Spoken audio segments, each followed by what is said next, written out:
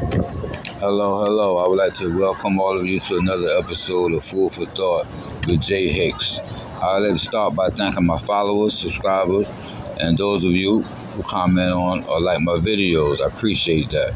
Remember, it costs you nothing to do either of those things. You know what I mean? Just push up a button. You know what I mean? I appreciate y'all. For those of you that take the time out to do that subscribe to my channel at jblends929. Don't forget that. And with that being said, man, let's get into the video. Many asked the question concerning the hate crime bills. You know, many such as myself tend to wonder, think, whether or not does that bill protect African Americans such as myself. And I did some research as always, and I come upon the explanation. It states that the premise that black people do not have hate crime protection is false. So they're saying that's false. It says black Americans are explicitly and primarily protected under federal and state hate crime laws, which cover anti-black bias as a core category. Federal statutes, such as the Civil Rights Act of 1968 and the Matthew Shepard and James Byrd Jr. Hate Crimes Prevention Act of 2009 specifically protect individuals based on race, color, and national origin.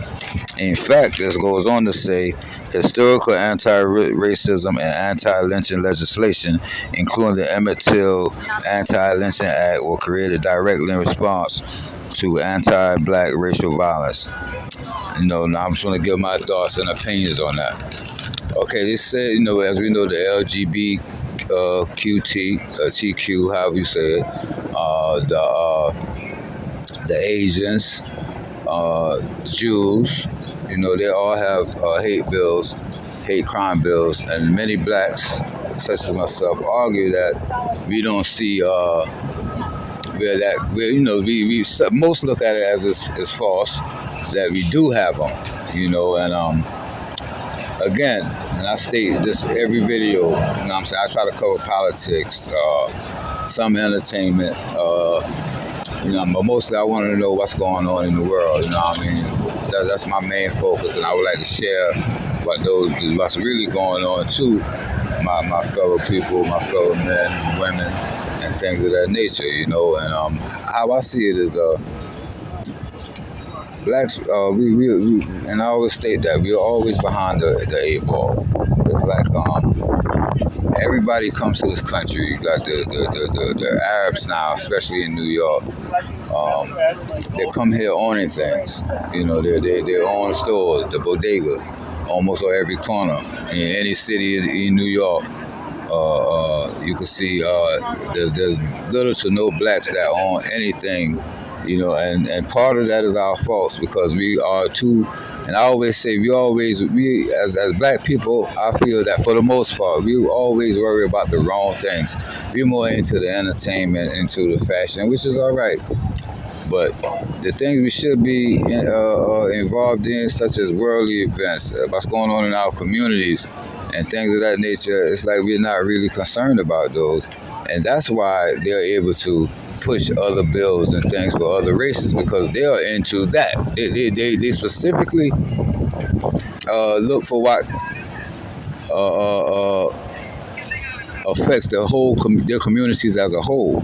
Meanwhile, we're more individualized, and we've been that way for a long, since the civil rights, Malcolm X, Dr. King, even back to Marcus Garvey. Since those days, we're more concerned about individualized and the entertainment, and that's how a lot of them look at us as entertainers. And I'm saying this to our young people: you don't have to go be a basketball player, be a football. All that's good. I'm not saying if that's your passion and you're trained for that, so be it. But you need to start looking to be doctors, lawyers. CEOs, things of that nature, because it's getting worse. You see it every day. It's getting worse on the culture. It's getting worse on the people. And like I said, I've never hated anyone, no specific race, I just know how far to go with those, or how they view us. Once they show you how they view you, you remove yourself, and like I said, it's about business for me, and I'm being real. Like it's about business. When I'm dealing with the Caucasian or whatever, it's business, you know. Because building personal relationships with certain people in any race could be detrimental to you, as we see it, and it's still the Nolan Wells case. Right now, everybody knows he's murdered. You know what I mean? Everybody knows that he was murdered. You know what I mean? And they continue. It's corrupt, of course, racist sheriff department, a racist state, racist criminal justice system. So you're not going to get any type of justice because of who you're dealing with. Especially in the deep South, and I continue to say it's deep-rooted hatred, and they don't even know why they hate you. That's the sad part, only because of your skin color. And they're saying, "Oh, we're bringing back diversity." I don't see it. And I'm saying to my young entrepreneurs, man, my young people that's in college, you know what I'm saying? Don't make them tell you where you need to be. You know what I mean? You can become a doctor. You can become a lawyer. You know what I'm saying? These things matters, man. These things matter because that's where their people are. They put their people in position to be able to continue to control the wealth, and like racism, we get this thing mixed up with racism and racists. We get it mixed up. Racism is a racist is an individualized situation. There's somebody, a white man just don't like a black man, an Asian man, China, however you want to put it, Latino, however. Racism is what that the supremacists is that's where they're at. It's racist. It's a nation. It's like a race, a whole race. That's why you say racist. It's individualized. Racism is a collective. And their racism is to make sure that they are always in power. That's basically what racism is about. They can like you. You know what I mean? Hell, you can even be their friend. But they're going to make sure that they're always in power. That's basically that's what it's structured on. That's what racism is structured on. Them being in power forever. And until we start changing our thoughts and stop individualizing how we are as a people and individualize these accomplishments, we're going to continue to be in the predicament. Like right now, racism is being shown in Mississippi. It's been shown throughout a lot of these kids dying, men dying, getting killed, and crimes never being solved because of a certain group of people that's committing these crimes. So as far as me thinking about the hate crime bill, I don't think it's a hate crime bill. Civil rights, they're trying to take all the statues down, as we can see, especially under the Trump administration.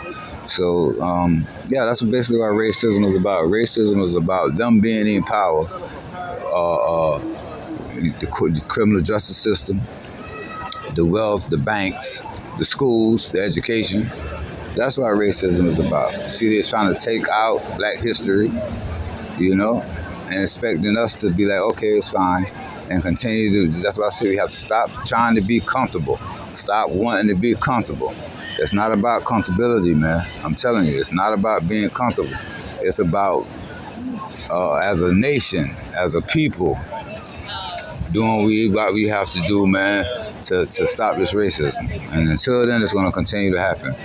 And as I always say, we're going to continue to be second-class citizens. Now we're about to be third-class when it comes to the Haitians, the LGBTQT, which I have nothing against, but I'm just calling it like I see it, as well as the Jews. So as an African-American, I'm telling you, stop killing yourselves, man. Stop believing in the propaganda and stop trying to be comfortable. There's nothing about being comfortable these days. You know what I mean? It's nothing about being comfortable these days. So that's my opinions, man. That's my thoughts on this situation. I thank y'all, man. Don't forget to like, subscribe, and continue to support this broadcast, please. You know what I mean? At the end of the day, stay up, people, man. I love y'all. Stay strong. and I'm out. Yeah, this concludes another episode of Food for Thought with Jay Hicks. Again, man, don't forget to like, subscribe, comment, share this video. You never know who might need to hear this. And I appreciate y'all for all y'all support, those that's been tuning in. Again, I thank y'all for tuning in to another episode of the Food for Thought podcast hosted by Jay Hicks.